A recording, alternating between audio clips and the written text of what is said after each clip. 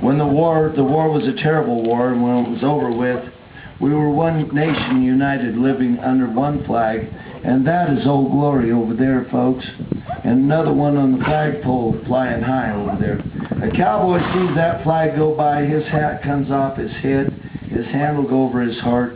You'll find out that cowboys are very patriotic Americans, and we feel it blessed and an honor to live in a free nation. And you'll have a hard time finding anybody freer than an American cowboy. After the Civil War of the United States was over, about 1862, men and boys came from all over this country, and they came out west to work on ranches and to drive cattle on long trails. To become a cowboy, that was a passion among young men. When you see an American cowboy, you'll see that cowboy hat, and those boots and spurs and chaps. Most importantly, you'll see a sidearm, either a knife or a revolver, and sometimes both. This is to ward off wild animals and intruders. Now, on that horse, you'll see a bridle and a saddle and saddlebags. Most important, you'll see that lasso, that rope. And of course, that's for working with cattle and working with calves. It's not for working with cattle and calves. We've been working with cattle for so long, there ain't no money in it no more. So I don't use it on that no more. What do you use your rope for then, Badger? Rope and wild women. Rope and wild women? Sure, Badger. Go ahead, rope you a wild woman. The next thing you know, she's going to take that lasso away from you, tie you up with that rope, and everything I said about cowboys being free goes out the window. No? No. How you got that figured? Well, the way I got it figured this way. Get yourself a wild woman. As long as she's got a soft bed and some money, the cowboy's still free. If she's got a soft bed and some money, the cowboy's home free, huh? Yeah. Oh, Badger. I'll tell you what. Badger. We haven't been sleeping on this ground as long as we have. What's the matter? Tired of sleeping on the ground, huh? Not a soft spot on this ranch to sleep on. Well, there's rocks in between. Okay. Cowboys got a good sense of humor. They make jokes about just about everything. They do live out a pretty lonesome life because they are here in a very harsh environment. I know, look at Jock, how lonely he is. Oh, Jock, he's been here too long. Now that cowboy tried to get his horse on the helicopter the other day, take it back to Las Vegas to a wedding chapel. Jock, you've been here too long, poor old guy. Yeah, poor old guy. Look who's old now. Now, cowboys will not tolerate dishonesty or cowardice or meanness or crying, complaining or mistreatment of the lady folks. Cowboys are tough as nails but kind-hearted, and they will help out anybody that they can, any chance they get. That's the true American cowboy, and that's what I'm privileged enough to work with here. These men, they work with cattle and horses every day of their life, and they are the real thing. Hit 'em up! Guys have a good afternoon. The Grand Canyon Ranch, we raise Corriente cattle. These cattle are not domestic cattle. They're very wild.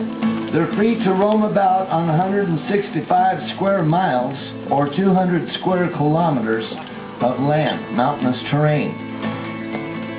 That's how big the ranch is, by the way, 106,000 acres. These cattle are not raised for beef, and they're not raised for milk.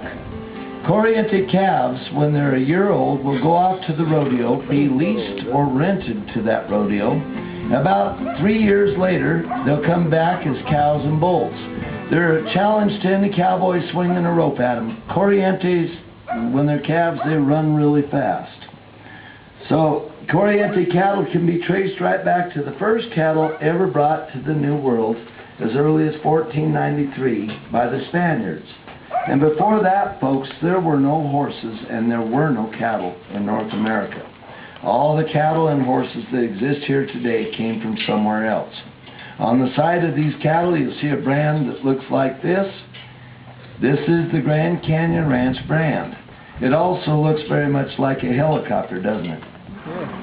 Well, this is because Nigel Turner bought this ranch in the year 2000. Nigel's the one that owns Heli USA, the helicopter that flew you out here today. When Nigel bought the ranch, 2000, the brand looked like this, a diamond and a bar. This has been the Diamond Bar Ranch since 1893. When he bought the ranch, he wanted to somehow incorporate the helicopters. He put these other two bars on there. Now this is the official brand that goes on our cattle here. Move them out! Roll them, roll them, roll them, though the streams are swollen.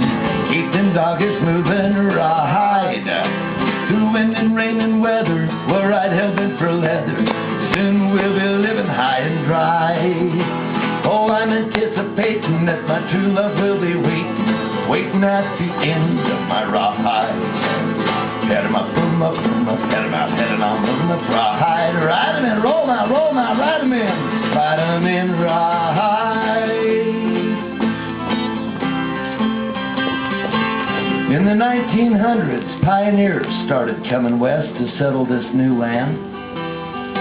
They needed a horse that was sturdy and dependable, and that horse was the colonial quarter horse.